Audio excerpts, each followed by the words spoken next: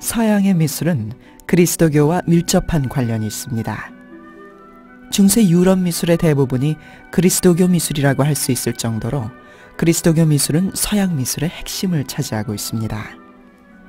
프라 안젤리코, 보티첼리, 라파엘로, 레오나르도 다빈치, 미켈란젤로 등 르네상스 시대 대가들의 그림부터 북유럽 르네상스 시대의 중심에 있는 디러 등의 정밀한 종교화를 비롯해 유럽 회화의 거장들의 작품이 그 위대한 자태를 뽐내고 있습니다.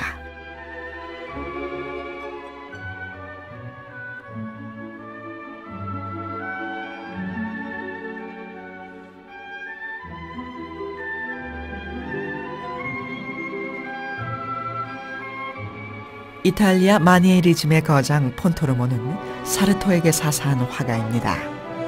이 작품은 그리스도의 제자 2명이 엠마오 마을에 가는 도중에 만난 남자와 식사를 하고 있는 중에 그가 부활한 예수 그리스도임을 깨닫는 순간을 포착하고 있습니다. 폰토르모는 미켈란젤로의 화풍을 지나치게 모방했다는 평가를 받았지만 인물의 표현에 있어서는 최고라는 평가를 받았던 화가였습니다.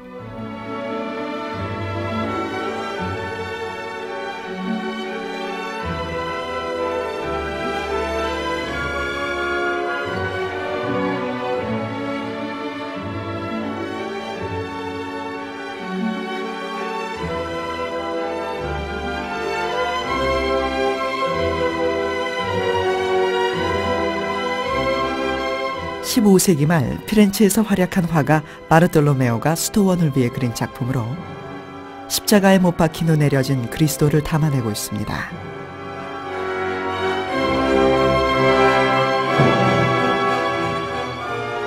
그리스도를 둘러싸고 슬퍼하는 성 마리아와 성 요한, 그리고 막달라 마리아가 조화로운 구도로 그려져 있는데 그들의 경건하면서도 비애감이 드는 모습이 인류를 위해 십자가에 못 박히신 그리스도의 자애를 느끼게 해줍니다.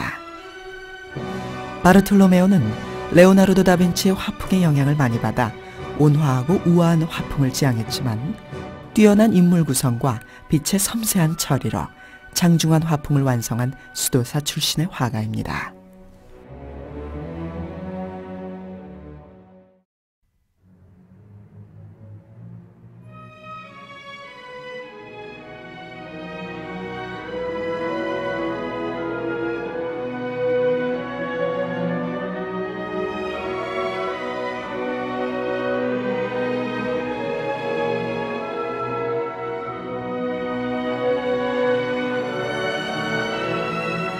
팔라초 피티 미술관은 라파엘로의 수많은 컬렉션으로 널리 알려져 있지만 이 의자의 성모는 그 중에서 가장 유명하며 팔라초 피티 미술관을 대표하는 작품입니다.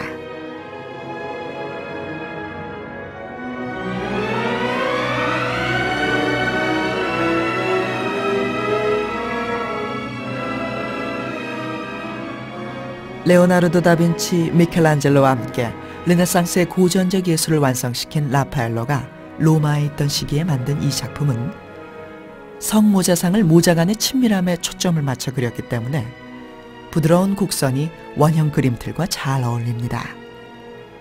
어두운 곳에서 떠오르는 성모 마리아와 어린 요한의 모습이 인상적이며 우리를 바라보는 성모자의 자애로운 표정이 평화로움을 느끼게 해주고 있습니다.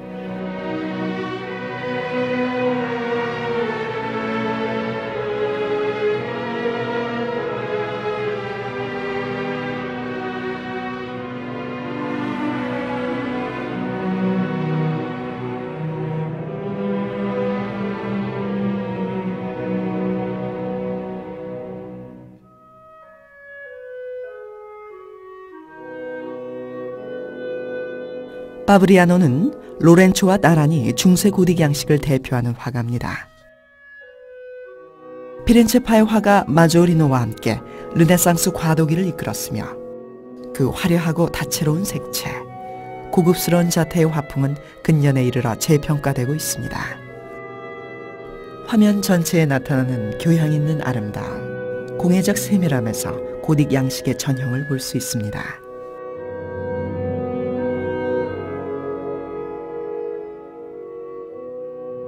말구유에서 태어난 아기 예수의 탄생을 경축하기 위해 예배를 드리는 동방삼박사의 모습과 성모자의 모습이 경건함을 느끼게 합니다.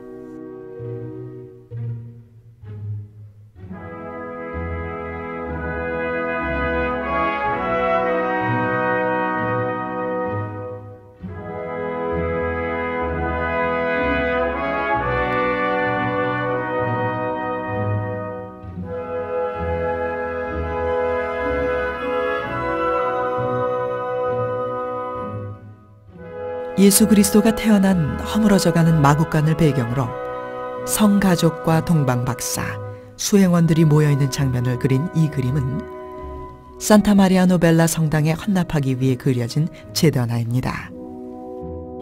당시 메디치 가문 사람들이 동방박사로 그려져 있고 아기 예수가 탄생한 거룩한 사건을 통해 자신들의 깊은 종교심을 표현하고 싶었던 메디치 가문 사람들의 마음을 엿볼 수 있는 작품입니다.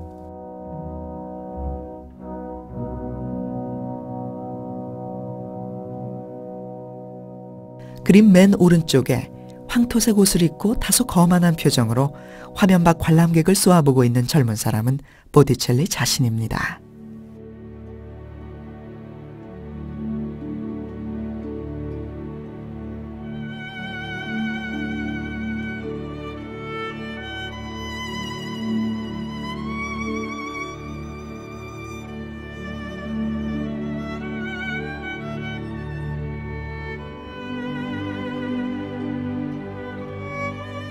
까롱은 퐁텐블로파의 대표적인 화가로 이 작품은 궁정 축제극의 무대에서 발상을 얻어 제작되었다고 전해집니다.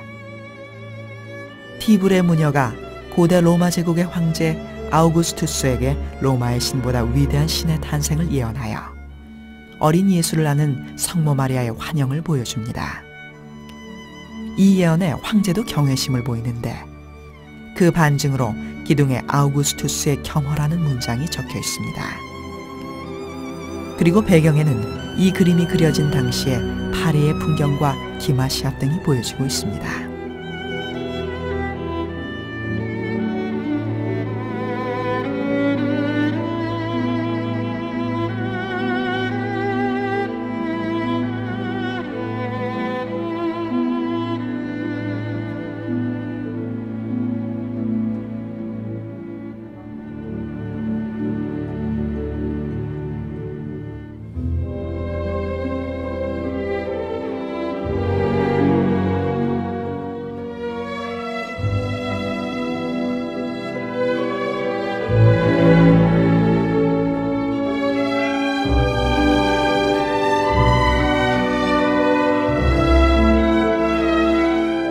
라파엘로가 피렌체에 체류하기 시작한 초기의 작품으로 성모자상이 우아하고 수려하며 자애감 있게 표현되고 있는 명작입니다.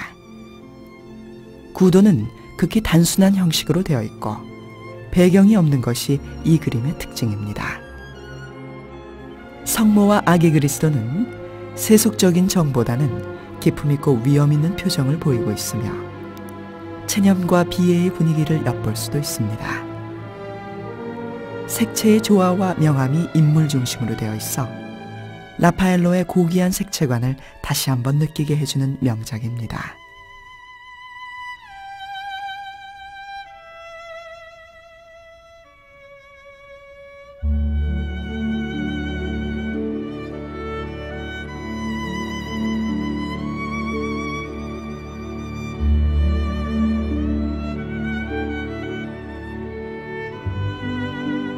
레오나르도 다빈치, 라파엘로와 함께 르네상스의 3대 거장 중 하나라고 일컬어지는 미켈란젤로.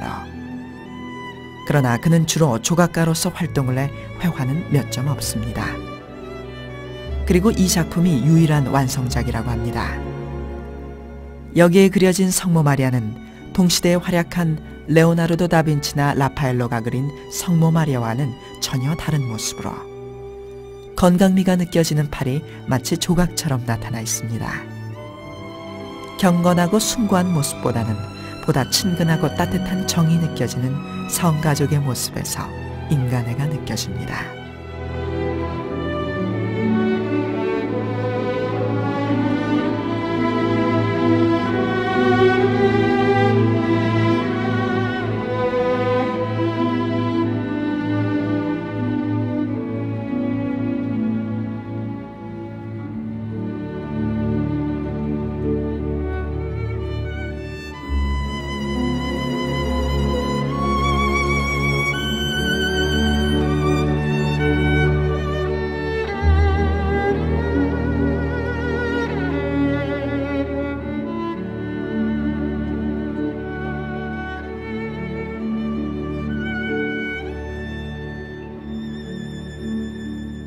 그리스도교의 4대 예언자 중 한 명인 에제키엘이 예언한 세상의 모습이 그려져 있는 작품입니다.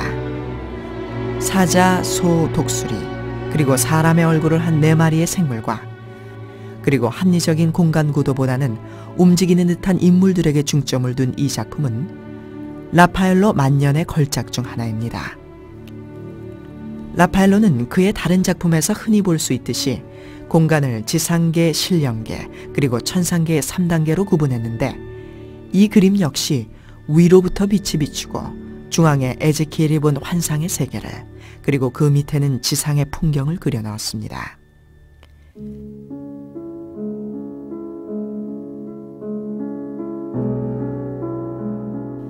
여기에 보이는 4마리의 생물이란 요한계시록에 기록된 대로 사람의 형상을 한 마태, 사자의 형상 같은 마가, 소의 형상 같은 누가, 그리고 독수리의 형상을 한 요한을 나타냅니다.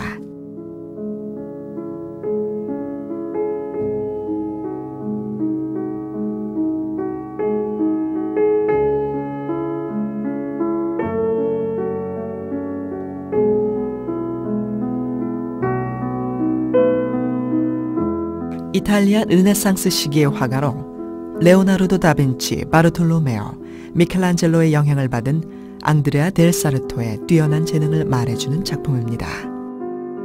6명의 성인이 원을 그리듯 배치되어 있어 배경이 거의 보이지 않음에도 불구하고 화면에 배경의 깊이가 성공적으로 나타나 있습니다.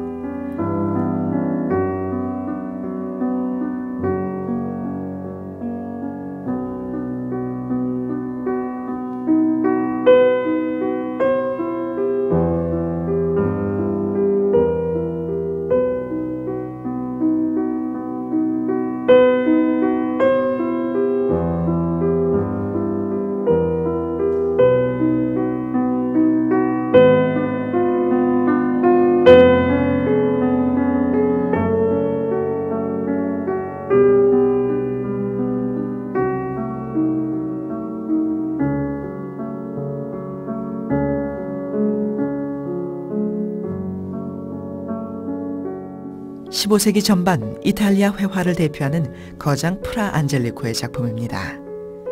그는 로렌초 모나코처럼 수도원의 화승이었지만 우아한 분위기와 색채 감각을 마사초에게 배웠고 새로운 양식에도 민감하게 반응하는 진취적인 화가였습니다. 배경에 금색을 쓰고 3차원적 공간 구성을 나타낸 이 작품에서 그의 실험적인 면모를 발견할 수 있습니다. 환상적인 색채로 인해 성모대관이라는 주제가 더욱 숭고하게 느껴집니다.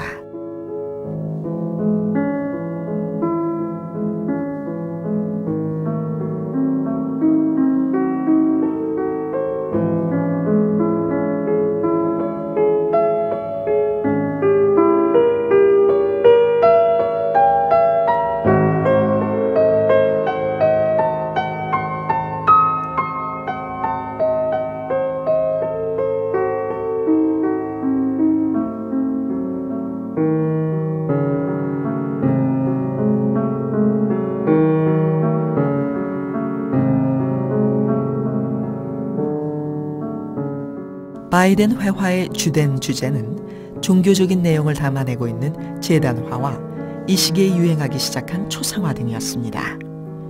이 작품은 바이덴의 그러한 종교적인 작업 성향이 그대로 드러나고 있는 작품으로 성모 마리아가 가브리엘 천사에게서 아기 예수를 잉태했다는 사실을 고지받음을 뜻하는 수태고지 연작들 중 하나입니다. 황금빛 빌로더를 걸친 백의의 천사 가브리엘이 자애로운 얼굴로 성모 마리아에게 아기 예수의 잉태 사실을 알리고 있으며 화면 오른쪽에 검은 옷을 입고 기다리는 마리아는 오른손을 들어 천사의 수태고지를 받아들이고 있습니다.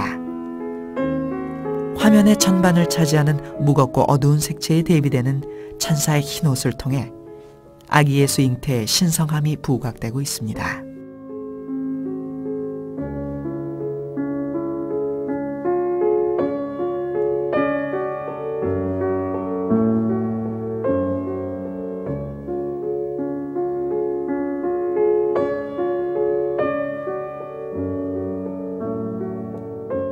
성모 마리아가 따뜻하게 손을 뻗고 있고 그녀를 향해 아기 예수 그리스도가 손을 내미는 모습을 그린 작품입니다.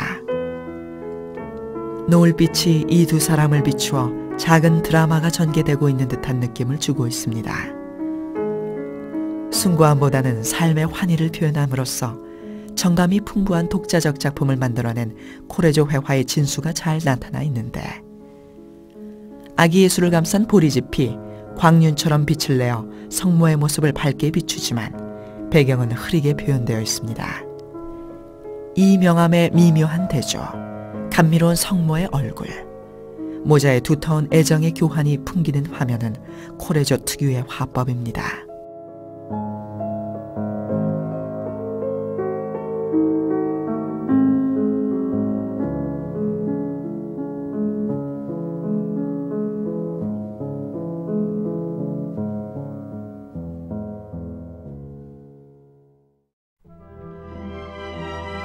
이 성스러운 그림은 베네치아 르네상스의 기반을 만든 조반니 베르니니의 유명한 작품입니다. 사실적으로 묘사된 풍경에 테라스가 설치되어 어린 그리스도와 몇 사람의 성인들이 편안한 포즈를 잡고 있습니다.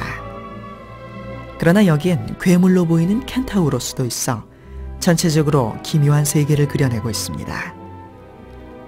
이 작품의 기묘한 제목도 19세기 이후에 붙여졌다고 하는데 지금도 이 그림의 주제는 명확하지 않습니다. 빛과 공기, 물은 태양빛과 함께 이 그림의 기본 요소를 이루고 있고, 그림 속의 인물처럼 풍경 또한 꿈속에 갇힌 듯하며 구름은 나른한 대기 속에서 천천히 흐르고 있습니다. 이 그림은 후에 조르조네와 그의 동시대 화가들에 의해 베네치아에서 유행하게 되는 새로운 사조를 선구적으로 보여주는 역할을 했습니다.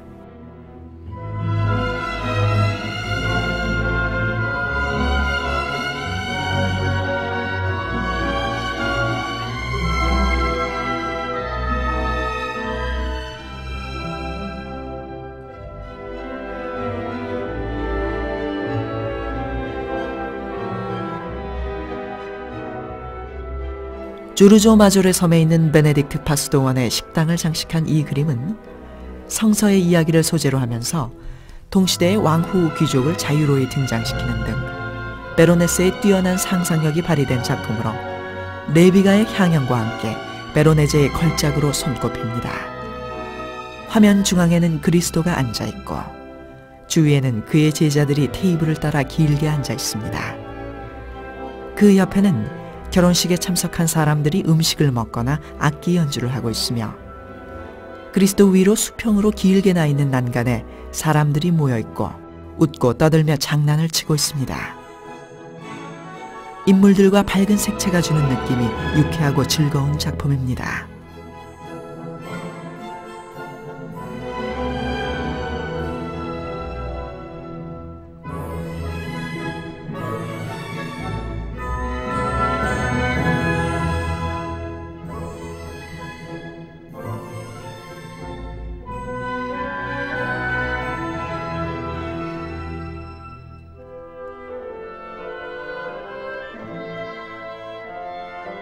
만테냐는 조반니 베르니니의 의형제로 15세기의 북이탈리아를 대표하는 화가입니다. 이 작품과 다음에 소개하는 동방삼박사의 예배는 우피치 미술관에서 소장하고 있는 또 하나의 그림인 그리스도의 정점과 함께 묶을 수 있는 시리즈라고 추측되고 있습니다. 다윗의 혈통으로 이 땅에 태어나신 예수 그리스도는 율법이 정한 규례에 따라 성실하게 할례를 감당합니다. 그리고 요셉과 마리아는 아기 예수에게 할례를 받게 하는 날에 비로소 아이의 이름을 예수라고 공개하며 부릅니다.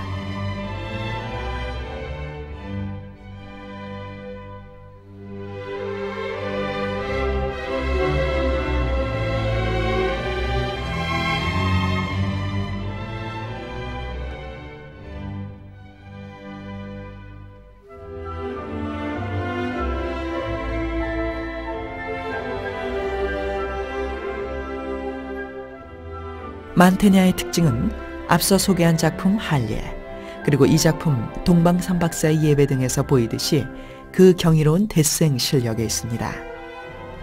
살아있는 인물과 조각상의 교묘한 나눠 그리기, 벽과 바닥의 색, 대리석의 무늬 등 그 세부 묘사의 뛰어남은 당대 최고라고 할 수 있습니다.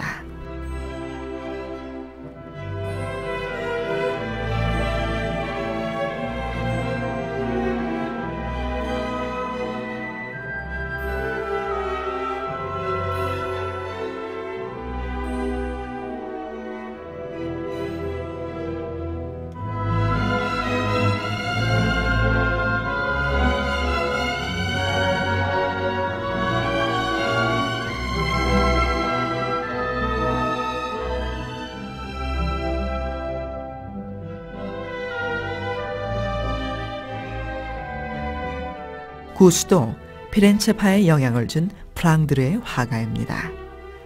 이 작품은 피렌체를 지배하고 있던 메디치 가문의 대리인 토마조 포르티나리의 의뢰에 의해 그려진 것이지만 화면에 보이는 표현 방법은 피렌체 화가들에게 많은 영향을 주었습니다. 중앙에는 갓 태어난 어린 그리스도에게 3명의 동방박사가 예배를 하러 오는 장면이 있고, 양쪽에는 이세다나의 주문인과 그의 가족들이 각자의 수호 성인과 함께 그려져 있습니다.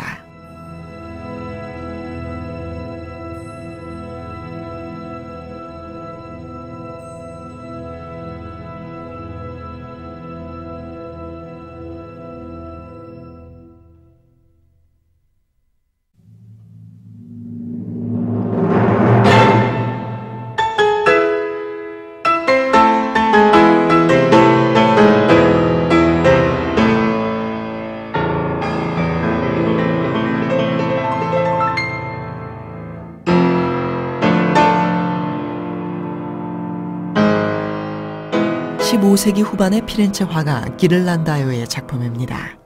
조화로운 구성, 사실적인 인물 표현, 원근법으로 재현된 깊은 멋이 있는 배경 묘사는 당시의 중류계급에서 절대적인 지지를 받았습니다. 르네상스를 대표하는 거장 미켈란젤로도 젊은 시절에 기를란다요에게서 그림을 배웠다고 전해질 정도로 기를란다요의 실력은 뛰어났습니다. 이 작품은 기를란다요가 로마에 자리 잡은 후에 그려졌기 때문에 고대 로마에 대한 신기한 면모를 보여주고 있으며, 진취적인 것보다는 보수적인 그의 화풍이 작품 전체에 여실히 드러나고 있습니다.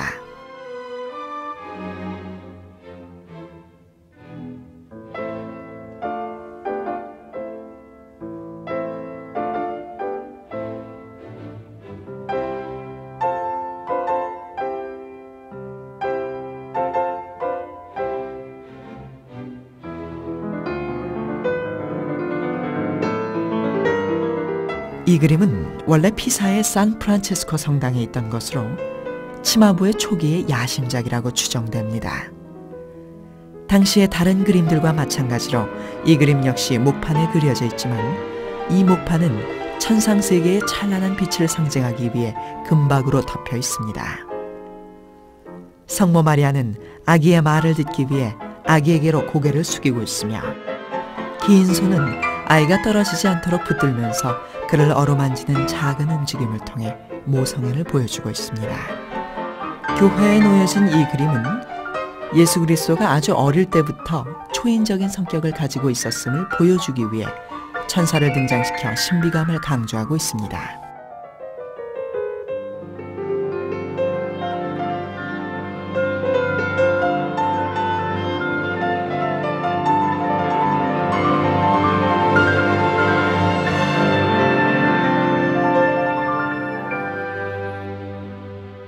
조반니의 제자이자 베네치아파의 거장 티치아노에게 영향을 준 조르조네의 초기 작품으로 구약 성서에 나오는 솔로몬의 심판의 한 장면을 그려내고 있습니다.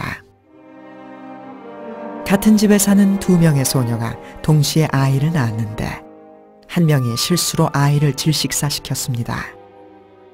하지만 그녀는 다른 한 여성의 아이를 빼앗아 자신의 아이라고 우깁니다. 심판을 해주는 솔로몬이 아이를 검으로 잘라 둘에게 나눠 가지라고 명하자, 진짜 아이의 엄마는 아이의 생명을 구하기 위해 자신의 주장을 굽힙니다. 그래서 진짜 아이 엄마를 가려낸다는 그리스도교 설화가 작품에 그려져 있습니다.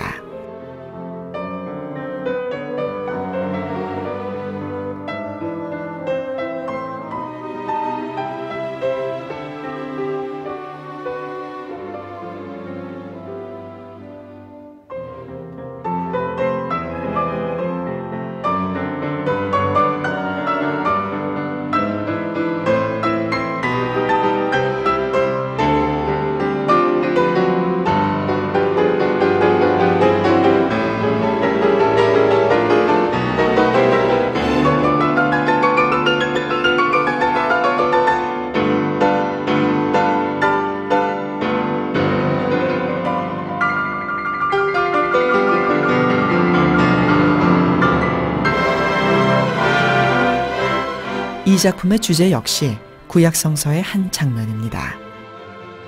어린 모세가 실수로 파라오의 왕관을 떨어뜨린 후 밟기까지 하자 사람들은 그가 후에 파라오를 쓰러뜨리는 것이 아니냐는 의문을 품게 됩니다.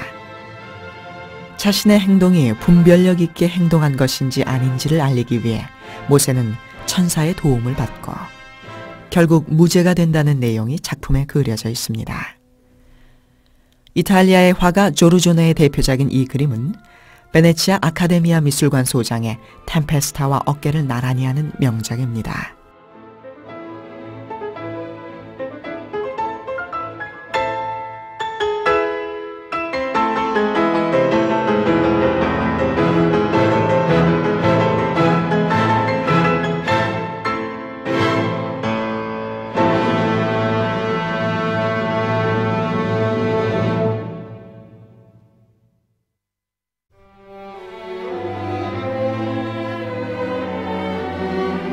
순결의 상징이라고 할 수 있는 하얀 백합을 가진 대천사 가브리엘이 성모 마리아에게 다가와서 그리스도를 임신했다고 전합니다. 그 얘기를 들은 마리아는 놀라움과 당혹감을 감추지 못하고 몸을 굽혀 반응하고 있습니다. 마리아는 천사의 출현에 놀라움을 표현하는 대신 지금 말씀이 저에게 이루어지기를 바랍니다라는 순종의 의사를 밝히고 있습니다. 규칙적인 바닥 격자가 공간적 원근을 암시하며 피렌체시의 전경을 대신해 북구 도시의 풍경이 원경에 배치돼 특별한 감동을 전해주는 작품입니다.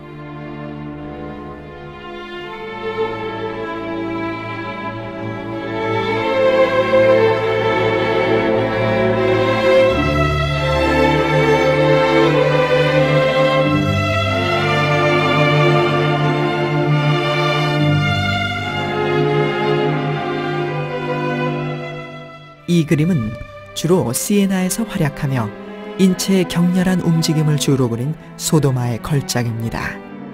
그림에 등장하는 세바스티아누스는 로마 황제 디오크레티아누스의 근위장교였으나 로마 황제의 그리스도교 박해를 비난하다가 잡혀 사형을 당한 그리스도교의 성인입니다. 화살에 맞아 죽어가는 세바스티아누스가 육체를 비틀며 천사에게 눈빛을 보내고 있지만 오히려 그 천사에게는 일종의 관능미가 보이는 독특한 느낌의 작품입니다.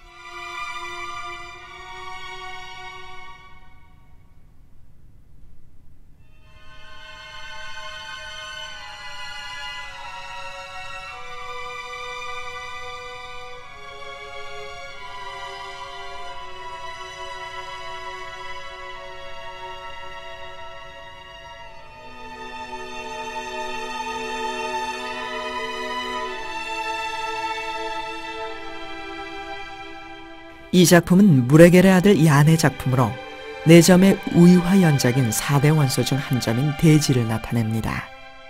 이 그림에는 대지를 나타내는 상징적인 의미로 에덴의 낙원이 나타나 있어 현실의 풍경과 신비적인 분위기를 혼합한 듯한 환상적 전경이 펼쳐져 있습니다.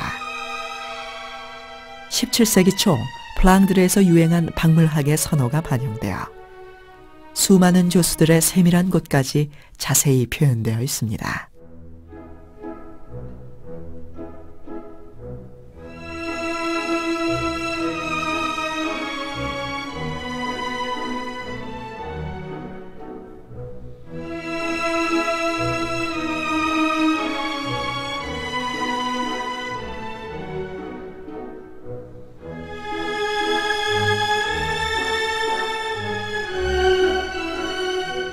크라나흐와 함께 독일 르네상스를 대표하는 거장 뒤러의 명작으로 유대인의 왕이 태어났다는 것을 들은 동방의 세 박사가 그리스도를 찾아 베들레헴으로 오는 장면이 그려져 있습니다. 폐허를 무대로 하여 오른쪽의 풍경을 배경으로 하고 성모를 좌단에 배치하여 성모자와 세 박사의 만남을 보다 선명하게 부각시키고 있습니다. 그리고 북방 특유의 섬세한 자연 묘사에 이탈리아적 원근감을 가미하여 밀도 있는 화면을 형성하고 있습니다.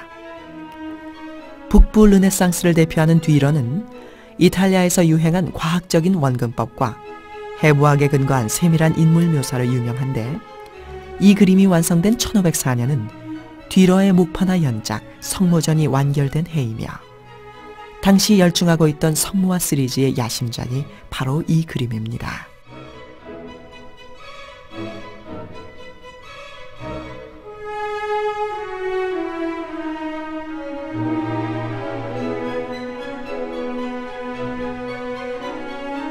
레오나르도 다빈치는 말할 것도 없이 르네상스를 대표하는 거장입니다. 그는 젊은 시절 베로키오의 작업실에서 조수를 하고 있었는데 이 작품은 그 시절의 스승과 같이 작업했다고 전해집니다. 그가 그린 그림의 백미는 왼쪽에 아름다운 금발의 천사와 아름다운 배경이라 알려져 있는데 베로키오는 다빈치의 정교함에 혀를 내두르며 회화를 그만두고 조각가로 그 직업을 전환했다고 바사리의 이탈리아 미술가 열전에 쓰여 있습니다. 풍경은 요단강의 연장이고 물은 정화의 상징이며 암벽의 돌은 신의 존재를 나타냅니다. 조화를 이루는 천사의 사실적 표현과 접혀진 선 하나하나까지 묘사된 옷의 주름이 아주 정교합니다.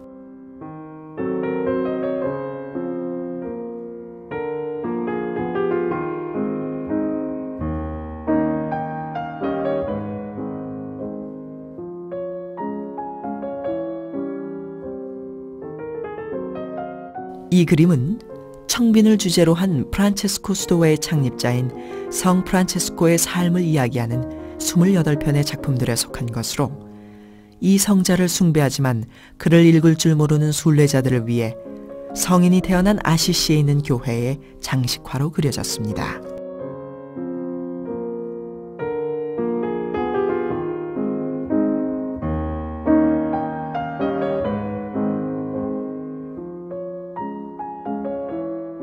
어느 날 산속에 고립되어 있는 그의 은둔처에서 기도하던 중 그는 6개의 날개를 가진 천사에게 그리스도의 성은을 받습니다. 손과 발에 있는 각각 2개의 못자국과 허리 부분에 꽂혔던 창자국이 프란체스코가 성스러운 상처를 받았음을 나타내고 있습니다.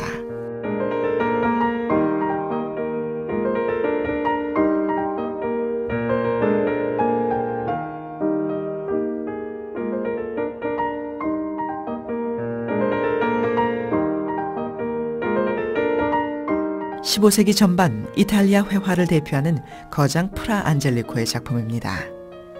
그는 로렌초 모나코처럼 수도원의 화승이었지만 우아한 분위기와 색채 감각을 마사초에게 배웠고 새로운 양식에도 민감하게 반응하는 진취적인 화가였습니다. 배경에 금색을 쓰고 3차원적 공간 구성을 나타낸 이 작품에서 그의 실험적인 면모를 발견할 수 있습니다. 환상적인 색채로 인해 성모 대관이라는 주제가 더욱 숭고하게 느껴집니다.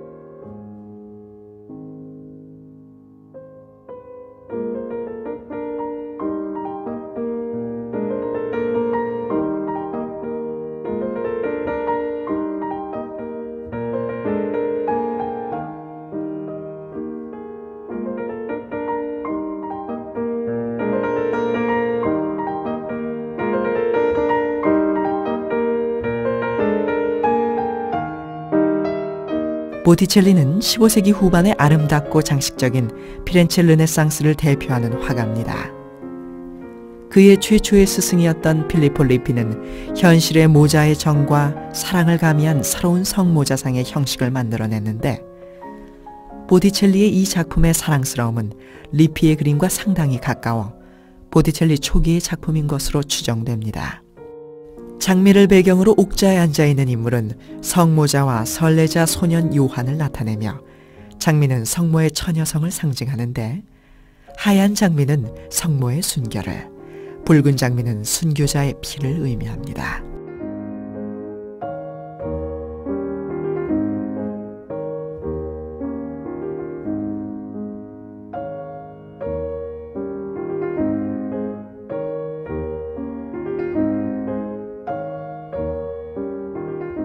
로마와 피렌체에서 활약한 이탈리아의 화가 시뇨렐리의 대표작입니다.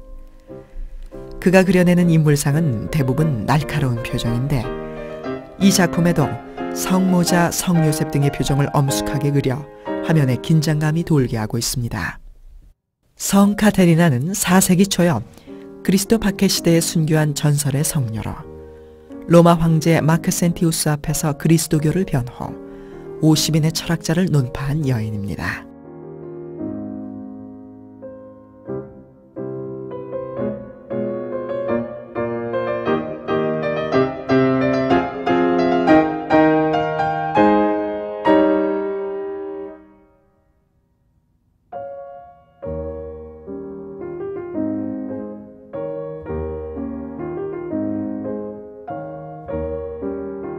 주로 파르마에서 활약한 에밀리아파의 화가 코레조의 작품입니다. 그의 이름은 출신지 지명에서 유래했는데 이 작품은 그의 이름과 같은 코레조의 성지를 위해 그려진 것입니다. 학살을 피해 이집트로 피난을 하는 도중 잠깐 휴식을 취하고 있는 성가족의 모습이 차분하고 정돈된 느낌으로 그려져 있습니다.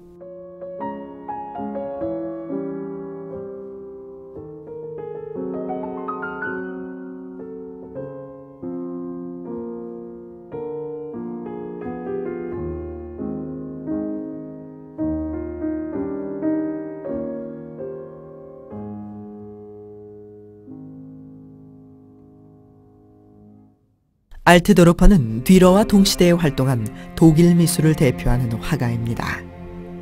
이 작품은 성 플로리안 성당을 위해 그려진 제단화의 일부로 삼갑 풍경에 유념하여 그려진 배경이 환상적인 분위기를 뿜어내고 있습니다. 알트도르퍼는 독일의 숲, 산과 종교적 주제와의 융화를 꾀하였고 낭만주의적인 도나우파의 중심적 존재가 되었습니다.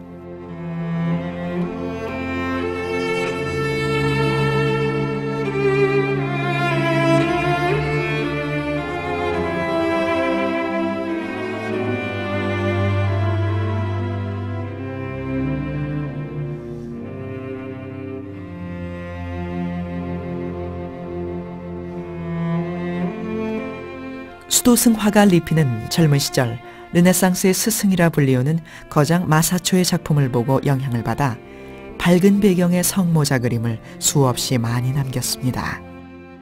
이 작품도 역시 같은 화풍을 보여주고 있는데 선원근법을 이용해 등장인물들의 크기를 위치에 따라 변하게 하여 원근감이 잘 드러나게 그려내고 있습니다.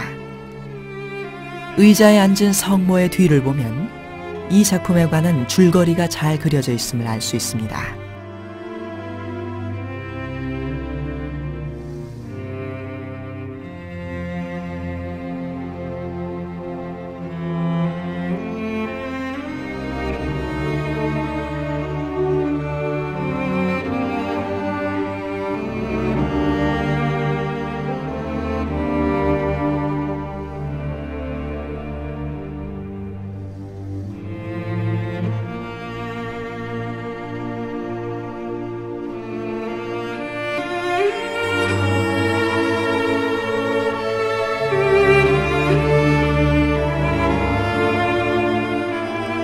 동시대의 화가였던 피에트로 로렌체티의 동생으로 거장 조토의 특징이었던 공간 표현을 더욱 깊이 있게 발전시킨 화가입니다.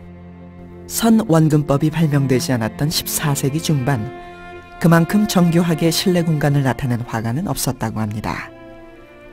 특히 형이상학적인 조형 감각이 뛰어난 화가였는데 이 그림에서도 원근법을 사용한 뛰어난 공간 표현 능력이 돋보입니다. 성모 마리아와 모든 순교자에게 신전을 봉헌하는 모습이 경건한 종교의식의 모습으로 그려져 있으며 공간감 있는 그림의 고도가 신비스럽습니다. 로렌체티 형제는 종교화뿐만 아니라 애향적인 시민의식의 뿌리를 내린 그림에 인간의 생생한 정열과 시선을 주입하여 일상생활과 정경에 대한 관심을 높이는 역할도 했습니다.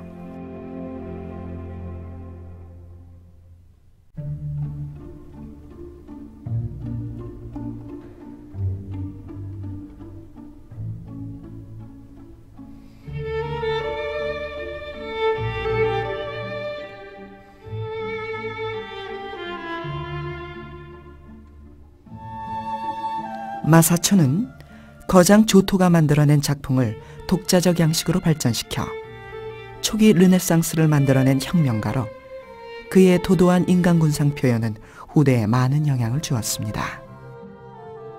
이 그림은 마사초와 마조리노가 함께 그린 작품으로 조각상과도 같은 성모자와 오른쪽에 있는 천사가 마사초의 작품이고 인형과도 같은 인물은 마조리노 작품입니다.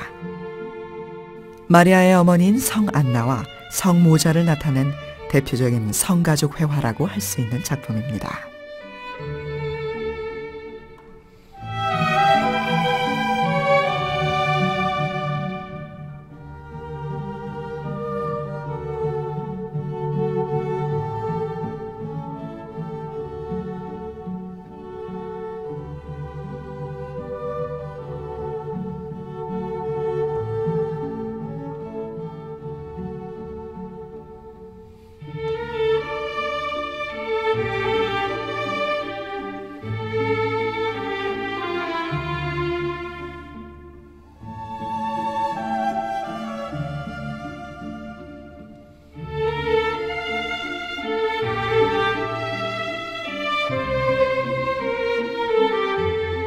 베네치아에서 태어난 색채 화해대가 도메니코 베네치아노의 서명이 되어 있는 유일한 현존 작품이 이 성모자 그림입니다.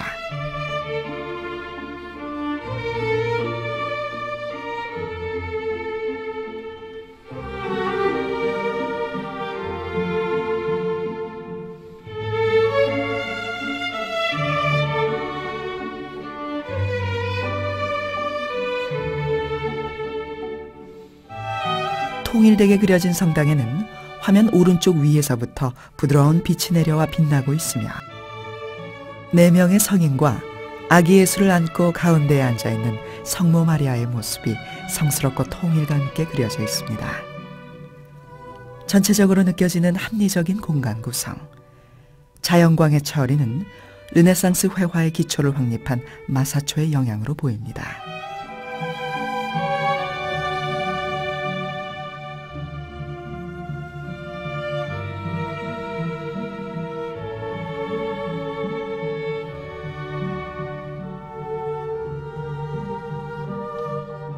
누치오가 그린 이 작품은 비잔틴 미술의 향기를 갖고 있는 제더나입니다. 하지만 여기에도 천사를 그리는 방법 등을 보면 중세 미술과 결별을 예고하는 자연주의적 표현을 볼 수 있습니다. 이 제더나의 전면에는 성모 마리아와 아기 예수가 엄숙하게 왕좌에 앉아 있습니다. 그리고 그들의 주변과 뒤쪽, 그리고 신자들에게 보이지 않는 제더나의 후면에는 극적인 이야기가 동양적인 화려한 색채로 자그마한 화면 속에 담겨 있습니다. 한결같이 모두 금으로 덮여 있고 깔끔하게 다듬어진 이 소품들에 실린 복음 이야기는 페르시아의 세미라에서 볼 수 있는 화려함과 비견될 수 있을 정도로 정교합니다.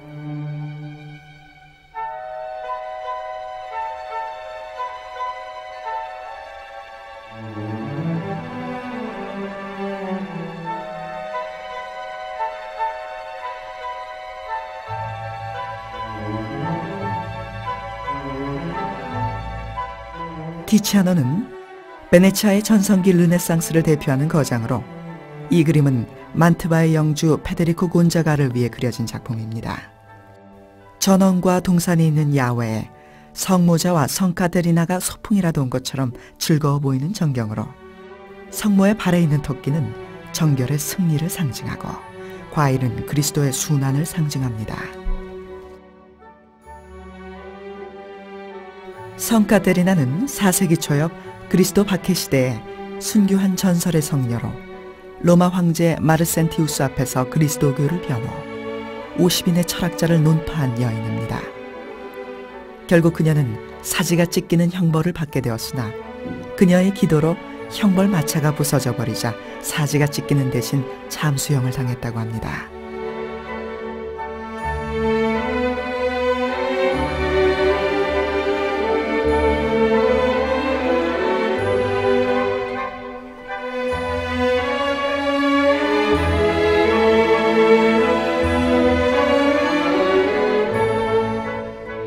바이덴은 이탈리아와 플랑드르의 미술 교류에 도움을 준 초기 플랑드르 회화의 거장입니다. 이 작품은 그가 이탈리아 체제 중에 그린 것으로 예수 그리스도를 매장하기 위해 그리스도를 수직으로 안아올려 성모 마리아와 요한이 그리스도의 양팔을 좌우에서 지지하고 있습니다. 이 모습은 초기 르네상스 회화의 거장 프라 안젤리코의 동명의 작품에서 영향을 받은 것으로 보입니다.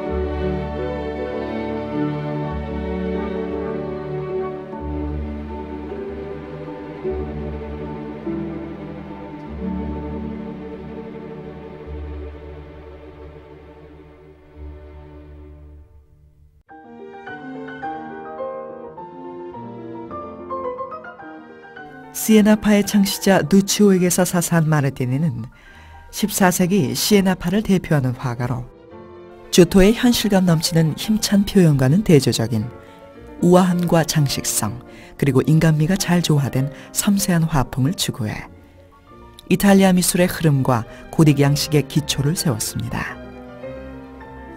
수태를 고지하는 대천사 가브리엘과 성모 마리아의 우아한 표정이 돋보이며 인물들의 몸이 가느다랗게 표현되어 있어 아름다운 분위기를 내고 있습니다.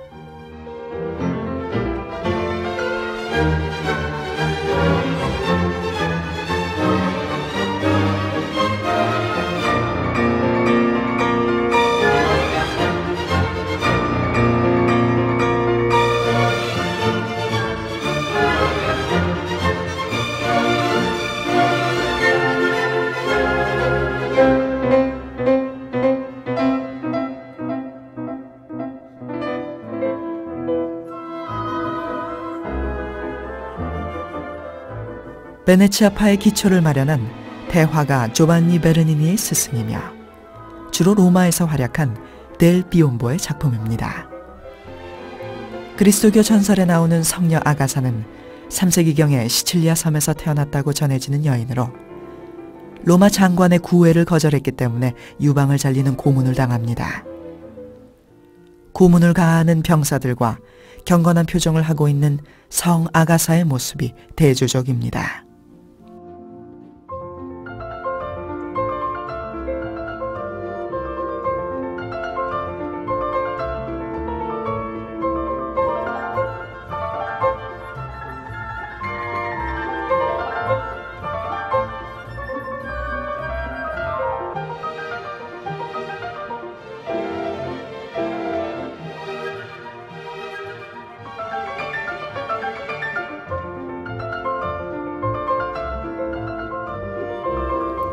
이탈리아의 화가 티치아노, 틴토레토와 함께 베네치아 회화의 황금기를 이끈 거장 베로네세의 대표적인 종교화입니다.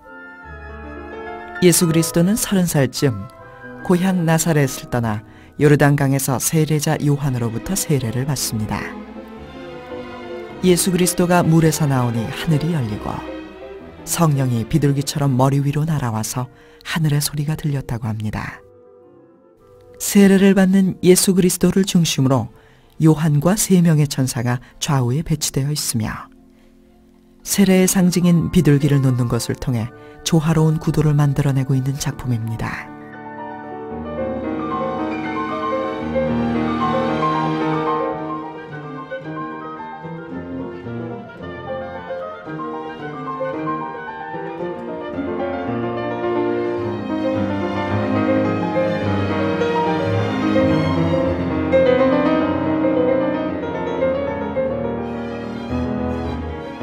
이 성모와는 가련미의 매력이 넘치는 작품으로 이름이 높습니다. 목가적인 전원을 배경으로 성모와 아기 예수, 세례 요한이 함께 그려진 이 그림은 아름다운 정원사라는 별칭이 붙어 있습니다. 성모는 그녀의 아름다움과 더불어 지혜를 상징하는 솔로몬 전설을 들고 있고 자신을 사랑스럽게 바라보는 아기 예수에게 그윽한 눈빛으로 답하고 있습니다.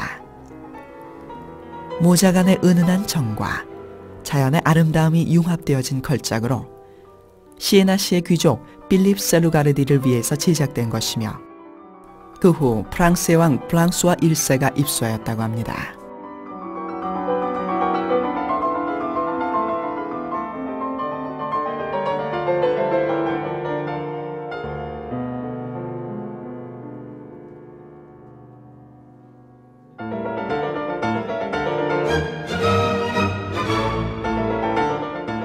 조토는 창조력과 개성을 함께 지닌 유럽회화 최초의 화가로 당시 사람들은 조토가 쇠락한 미술을 회생시켰다고 평가했을 정도로 뛰어난 재능을 자랑했습니다. 성모 마리아와 아기 예수가 하나의 단단한 독립적 형상으로 입체적인 왕자의 다부지게 앉아 있는데 전체적으로 깊이가 느껴지며 조각적입니다. 삼각형의 하프를 든 견고한 고딕 양식, 인간미 넘치는 성모 마리아의 얼굴 등 자연주의라는 르네상스 미술로의 확실한 전진이 보이는 성화입니다.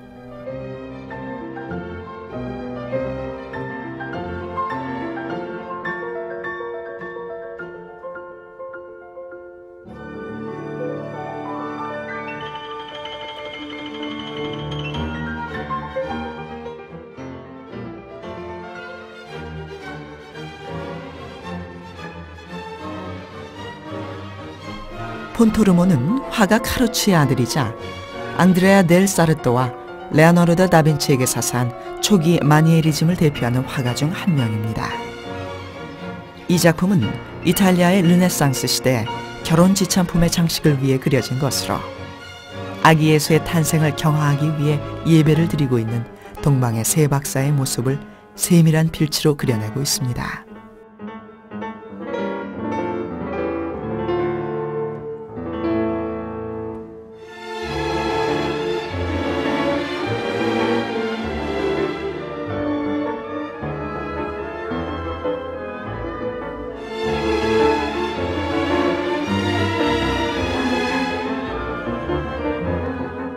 성모는 성안나의 무릎 위에 걸터 앉아 두 팔을 뻗쳐 아기 예수를 끌어안고 있고 아기 예수는 어린 양을 꼭 붙잡은 채 성모를 향해 미소 짓고 있습니다. 그리고 두 모자를 바라보는 성안나의 흡족한 표정이 무척이나 자애로우며 배후의 신비스러운 풍경이 절정에 도달한 레오나르도의 화경을 보여줍니다. 이 작품의 원작 소묘와는 다르게 어린 세례 요한이 양으로 바뀌었으며 서로 마주보았던 성모와 성안나의 시선 또한 수정되었습니다. 성안나가 성모를 아래로 굽어봄으로써 마리아의 어머니인 성안나의 모성을 부각시키기도 했습니다. 이 작품은 이러한 섬세한 요소들에 힘입어 종교적인 메시지보다는 가족의 화목한 분위기를 연상시키고 있습니다.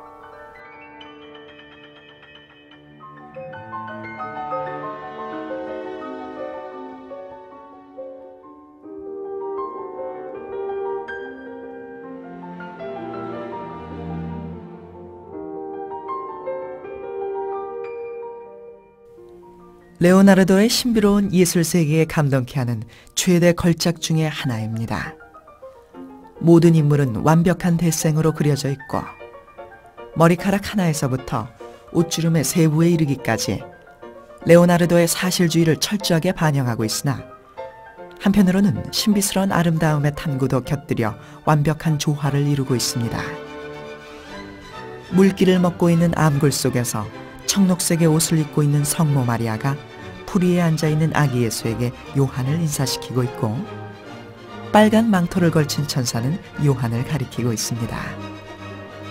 무성한 식물들에 담겨진 물의 존재는 청정을 나타내고 그리스도에게 행하는 요한의 세례를 암시하고 있습니다.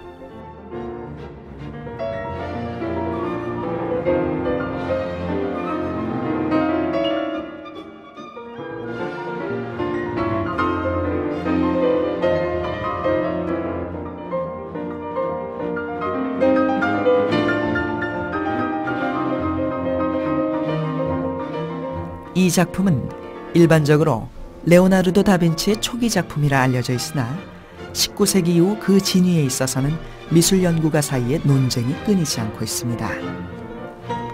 천사상에 비해 마리아는 어딘가 모르게 부자연스럽고 딱딱한 느낌이 들지만 전경의 화초 묘사에서 레오나르도 다빈치의 독특하고 섬세했던 사실 묘사를 알 수 있습니다.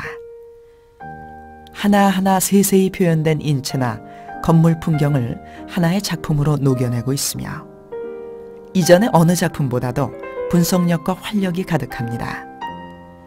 천사 가브리엘에게 예수 그리스도를 수태했음을 듣는 마리아의 모습에서 경건함이 느껴지는 걸작입니다.